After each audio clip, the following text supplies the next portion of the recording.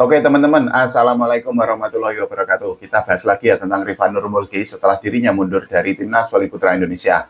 Semua hal yang berkaitan dengan Rifan itu kan dalam beberapa waktu terakhir itu kan memang sangat layak atau sangat menarik kalau kita kupas.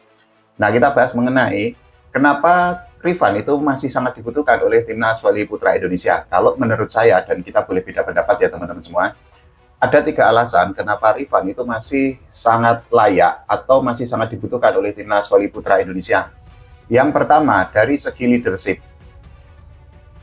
Kita kan tahu tuh, Rifan memang bukan kapten Timnas Voli Putra Indonesia. Tapi dari segi kepemimpinan atau leadership, Rifan itu kan tidak perlu diragukan lagi.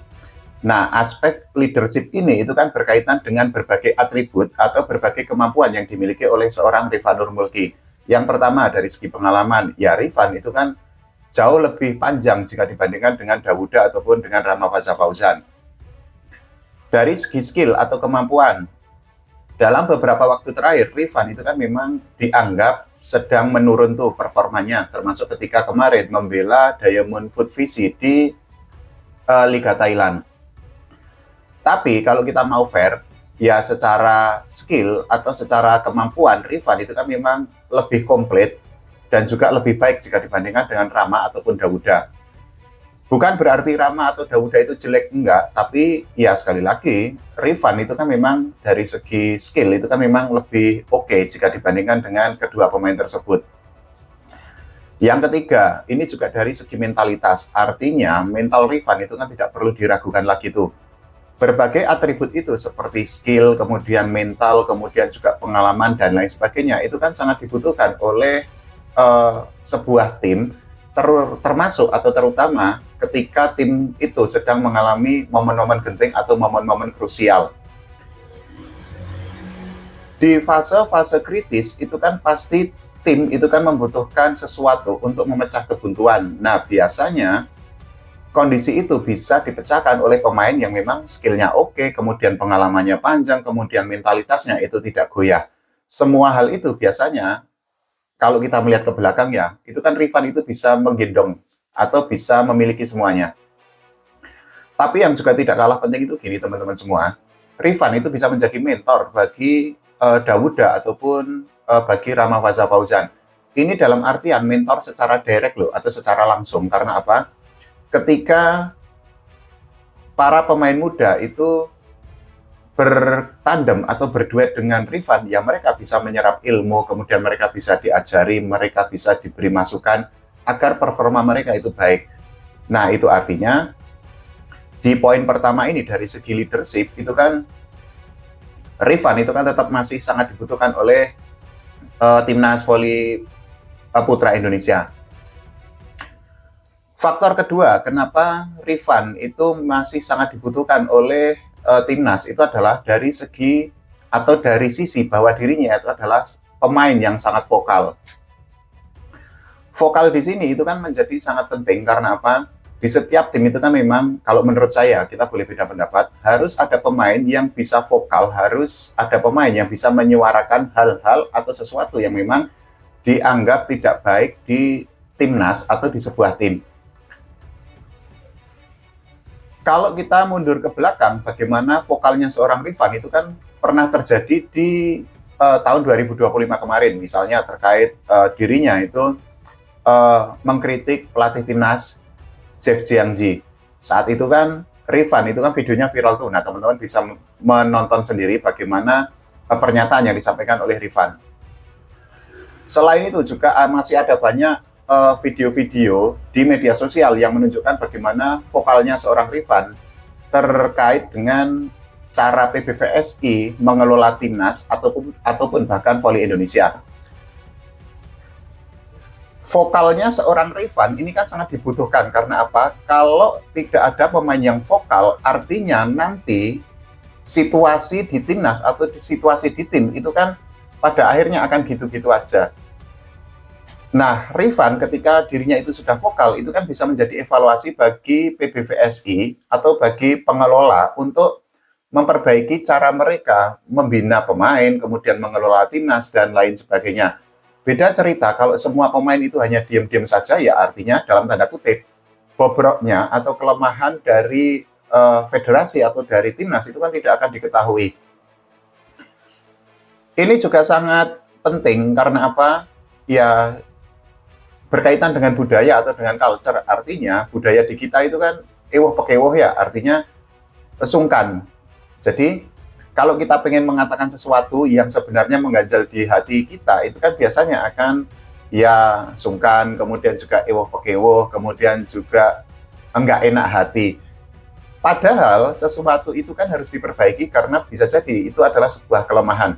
Nah, pada akhirnya kita memang butuh pemain yang vokal, butuh pemain yang memang mau untuk menyuarakan hal-hal yang memang tidak baik atau menjadi evaluasi. Dari sekian banyak pemain itu kan kalau menurut saya yang paling vokal, yang paling berani untuk menyuarakan pendapat termasuk di media sosial, kemudian yang dar-der-dor atau tanpa tedeng aleng-aleng itu kan hanya Rifan tuh.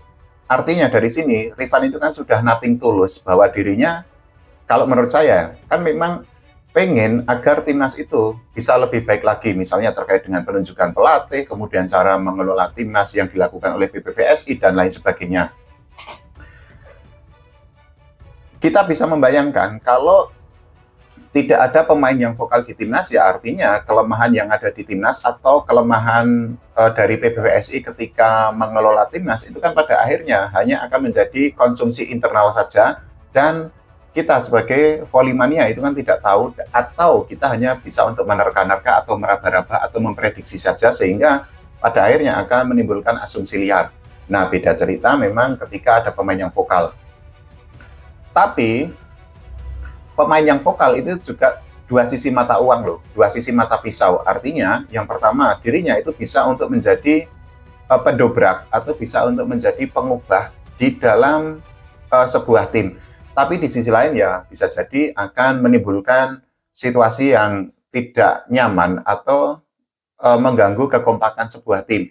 Tapi kalau kita berbicara bagaimana pengelolaan voli Indonesia, kalau menurut saya, dan kita boleh beda pendapat ya teman-teman semua, ya kita butuh kok orang-orang yang vokal seperti itu, orang-orang yang memang mau untuk menyuarakan hal-hal yang harus diperbaiki oleh federasi atau oleh PBVSI. Sehingga pada akhirnya ujungnya atau ujung pangkalnya itu adalah timnas ataupun voli Indonesia itu bisa dikelola dengan sangat baik, dengan profesional lagi, kemudian juga lebih tertata, roadmap-nya itu juga jelas. Faktor ketiga, kenapa Rifan itu masih sangat dibutuhkan oleh timnas voli putra Indonesia itu adalah dari segi fans.